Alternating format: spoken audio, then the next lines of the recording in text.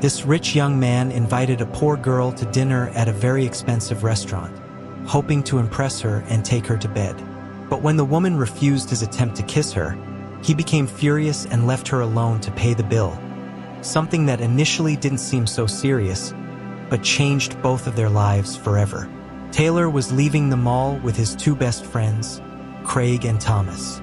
It was only 3 in the afternoon, and they had plenty of time on their hands. They didn't want to go home so early. They thought about going to a nearby pub, but they had just had lunch at the mall not long ago. They had already stretched out their lunch hour, taking the opportunity to have a beer and brag to each other about their latest conquests. It was in high school that Tyler, Craig, and Thomas formed a very strong bond with each other. But unfortunately, it was toxic practices that brought them together. They found that they really enjoyed parties and deceiving people. They weren't scammers or thieves. What the trio really liked was to pick up girls. They would bet among themselves who could hook up with which girl from school, and they would rate all the girls in school. Time passed, and the 3 remained friends even after graduation. Their family backgrounds were very similar. They didn't come from millionaire families, but they had a very comfortable lifestyle, allowing them to dress well, change cars every year, and attend a good college. Of the 3, Tyler was the one who had developed the most peculiar conquest strategies, and he preferred women with much lower purchasing power than his own. He wasn't satisfied with just being a Don Juan. He wanted the poor girl to feel like she was living a romantic fantasy, gradually exerting his dominance over her. "Tyler, you're sick, man. You like making women cry," Thomas would say, laughing at his friend. Tyler, on the other hand, would say that it was easy to pick up poor women because they were always very interested.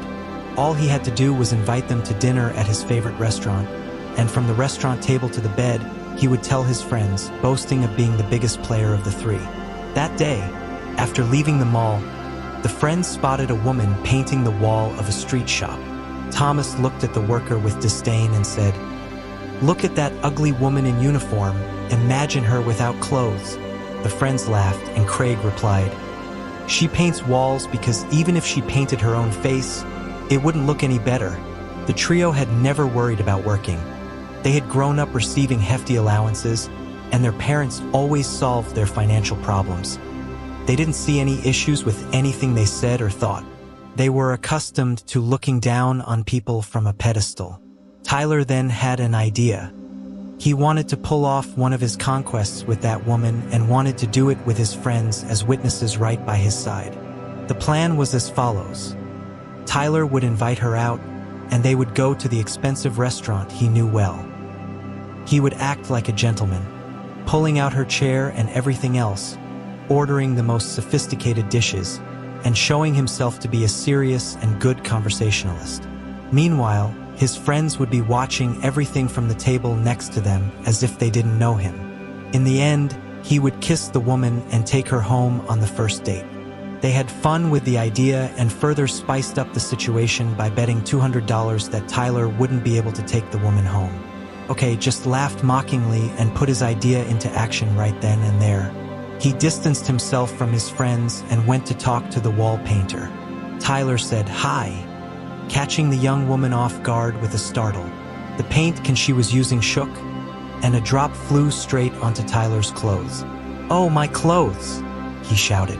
The painter hurried down the ladder and apologized 1,000 times for being so clumsy. Seeing that the young man was completely embarrassed and unsure of what to do, she hastened to get some water and mix it with a chemical from her toolkit. "Let me put this on your clothes. It'll remove the paint and prevent it from staining," she said, trying not to show panic, as the young man's clothes seemed expensive. When she saw that the stain was indeed coming out, Taylor relaxed and said it wasn't her fault, but his, for startling her. The young man began to say that he found it curious to find her there, in the middle of the street, painting a facade, as it was almost never a job done by a woman. "I found that very interesting, and upon closer inspection, I noticed that you're beautiful. So, I decided to say hi. Sorry for being bold. My name is Tyler," he introduced himself. She blushed slightly at the compliment and said her name was Anna. The painter said the paint stain might not come out completely, but she didn't know how to compensate for the damage. She smiled and said she had an idea of what she could do. Accept dinner with him the next day. He would take her to a great restaurant he always frequented, and she would keep him company, as all his friends were traveling. Anna thanked him for the invitation but said she couldn't accept it since her earnings went straight to the bills she needed to pay. I understand. Look, I don't want to pressure you, but what kind of gentleman would I be if I invited you to an expensive restaurant and let you pay the bill? Tyler insisted. Anna thought for a few seconds and felt she owed Tyler at least this company.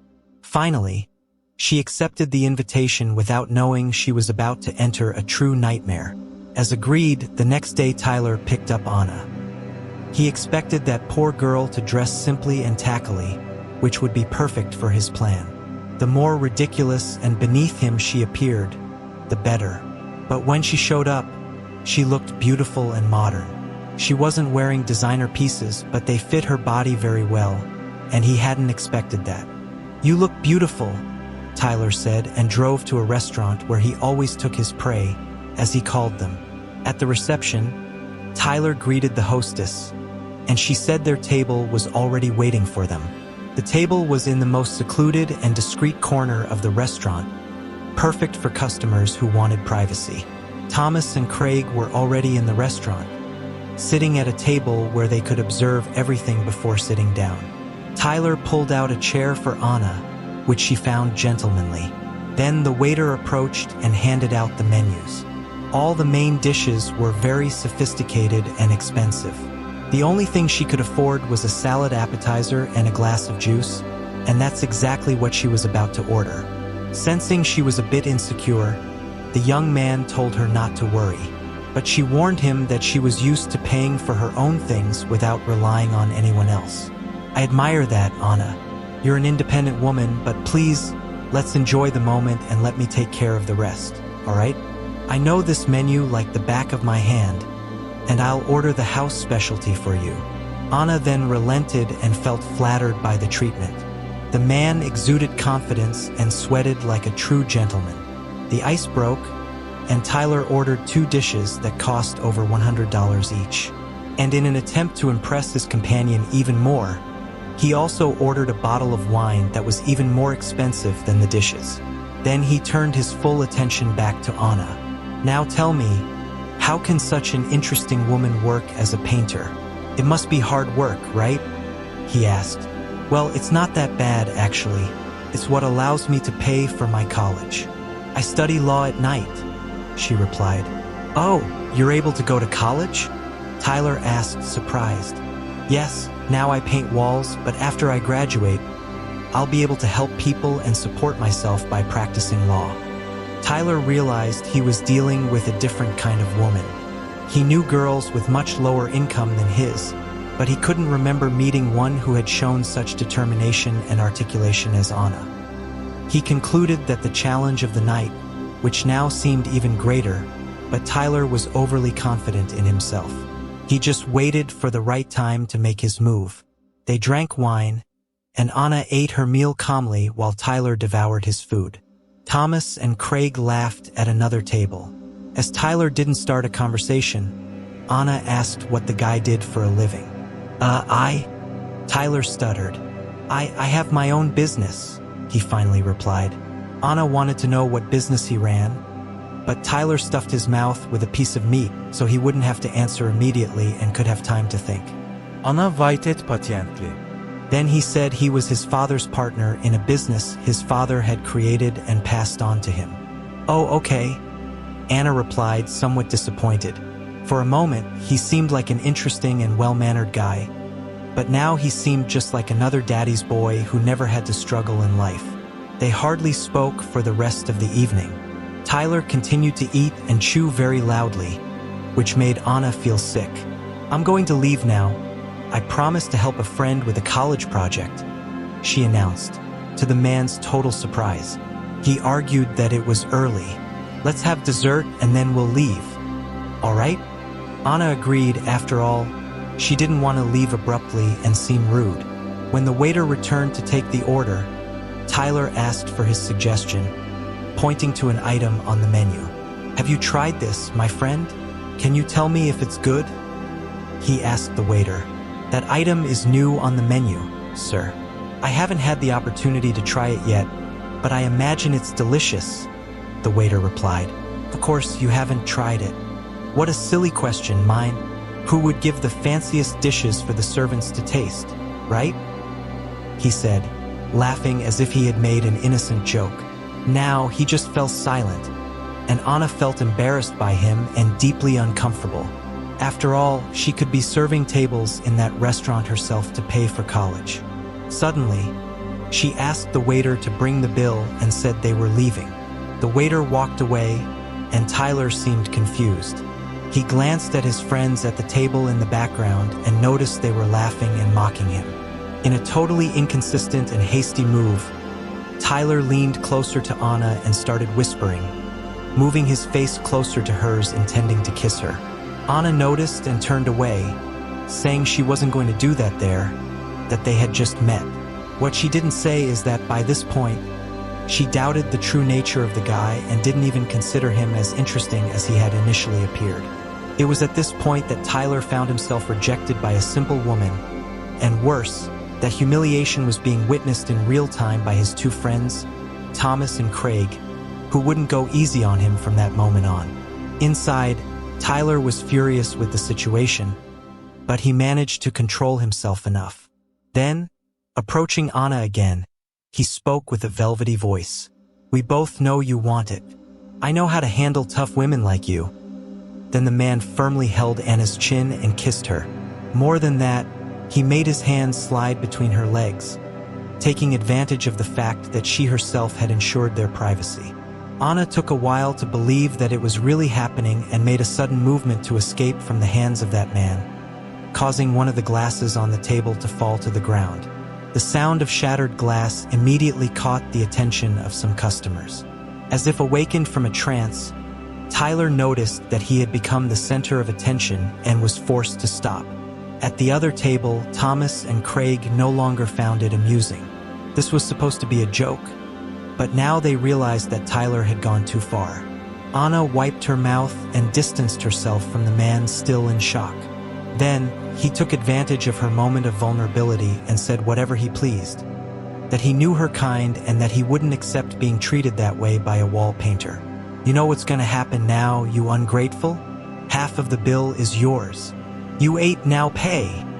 He stood up, grabbed the money from his wallet, and threw some notes on the table, then left the restaurant. Confused by all of this, Thomas and Craig followed him. Anna was left speechless for a few seconds, trying to understand what had just happened. Finally, she couldn't hold back the tears and broke down right there, trying to be as discreet as possible. The waiter then approached to collect the broken glass and saw the girl in tears with money on the table and Tyler's seat empty. He asked if she was okay, and she replied that she felt lost, that she didn't know what to do at that moment. The man served me another glass of water and then asked her not to leave until he returned. A few minutes later, the waiter was back at the table. Anna was a little calmer, and when she looked at the young man, she saw a completely transformed person. He was no longer wearing a restaurant uniform and didn't have the posture of someone who would serve tables. He was dressed in business attire and a jacket, as if he were a customer of the place and not an employee. "Sorry for the delay. Can I sit here with you?" he asked Anna, who didn't understand what was happening. "But you'll get into trouble because of me and your boss." The young waiter gave a discreet smile and said, "I am the boss. Nice to meet you. My name is Mark." He then sat down and explained that the restaurant was his father's, a man who owned many other restaurants across the country, and that Mark would soon take over the family business so that his father could retire. But for that, his father had set a condition: that Mark spend time cooking, serving tables, dealing with the public, and getting to know the employees, just as he himself had done to build that business from scratch. The story kept Anna calm and interested, away from the bad feeling he had left at that table. "Are you feeling better now?" Mark asked the woman, who nodded in agreement. "That's good, because now you need to report that jerk," said Mark with concern. Anna asked if he had seen what happened, and the young entrepreneur said yes, but he hadn't had time to intervene. By the time I realized you weren't a couple, it was already too late, as I mentioned earlier. This is a family establishment, founded by my father, a man of integrity, hard work, and fairness. When he finds out that a woman was abused in the flagship restaurant of the franchise, he will put all the company's lawyers at your disposal. Now it's up to you, said the young entrepreneur. Anna was reluctant, knowing that someone like Tyler would likely have lawyers and an influential father as well. Mark, thank you for your help, but I don't stand a chance. It will be the word of a nobody against his, Anna said, almost giving in to tears once again. Actually, Anna, it will be his word against images, and a picture is worth 1,000 words, said Mark, pointing to a security camera right above them. When Anna looked up, she cried in gratitude. The next day, Anna was invited to visit the office that handled legal matters concerning Mark's father's restaurants. A secretary handed her the security camera footage from the restaurant, and she was able to note the exact time the abuse occurred, attaching this information and the footage to the lawsuit she spent the night drafting at home, drawing on what she had learned in college. The lawsuit still needed to be reviewed and signed by a professional lawyer from the office, but since Anna wasn't paying for all that assistance, she wanted to give as little trouble as possible to Mark's father's lawyers. While waiting in an empty room for the lawyer who would assess the lawsuit, Anna remembered Tyler saying that was his favorite restaurant, and she also remembered that the receptionist who escorted her and Tyler to the most reserved table in the restaurant seemed certain that he would sit exactly there. Anna thought for a few seconds and called Mark, asking for the tapes from the same security camera, but this time with footage from the last 3 months. Mark, at first, didn't understand her request, but he was willing to help with whatever Anna needed. So 2 hours later, Anna received the new tapes. She was so determined that she started watching them immediately. It was as if she already knew what she would find in the images. The fact is that days later, through the images, Anna had cataloged 3 other women who had been abused by Tyler at the same table in that family restaurant. In the most serious case, the image showed a moment when Tyler's young companion left the table toward the bathroom, and he took advantage to pour a substance into her drink. 20 minutes later, he appears leading the girl, completely disoriented, to his car. Anna felt completely disgusted by Tyler's sick and criminal behavior and couldn't help but think that she herself could have suffered that. Anna filed a formal complaint against Tyler. The lawyer from the office helped Anna file the complaint and accompanied her to her first hearing, being impressed by the moral fiber of the young law and wall painting student. The other 3 women who had also been victims of abuse by the daddy's boy had the courage to file complaints against Tyler as well, including the one who had been drugged by him. In her testimony, she couldn't remember anything after leaving the restaurant with a man, only the embarrassment of waking up naked next to Tyler the next day. The lawyer who accompanied the case was impressed by all of Anna's investigative efforts and considered the procedural text written by her extremely convincing. With 4 complaints filed against him, Tyler was cornered. He had no choice but to confess to having abusive behavior in an attempt to get a lighter sentence, but it didn't work. The judge in the case was strict and understood that if he admitted to being an abuser, he probably violated the physical integrity of the young woman he drugged at the restaurant. Despite his lawyer's appeals, Tyler ended up behind bars. That was as if a ton had been lifted off Anna's shoulders. Weeks later, Anna was invited by the lawyer who represented her to be her legal assistant at the law firm. The salary was much better than that of a painter, and Anna immediately accepted. A week later, she traded her paint-stained jumpsuit for a pantsuit and high heels. Now she was a budding lawyer and could afford her college with much more ease. Every week, she even went to Mark's restaurant for lunch. The young man always left his work to spend a few minutes with her, and each time they did, they grew closer. They both knew what was beginning to happen between them, but there was no rush. One thing was certain: every minute they spent together at the restaurant was the best part of their days. If you enjoyed the story, please leave a like. The other video appearing on the screen right now will probably touch your heart too. Enjoy the session, and until the next video.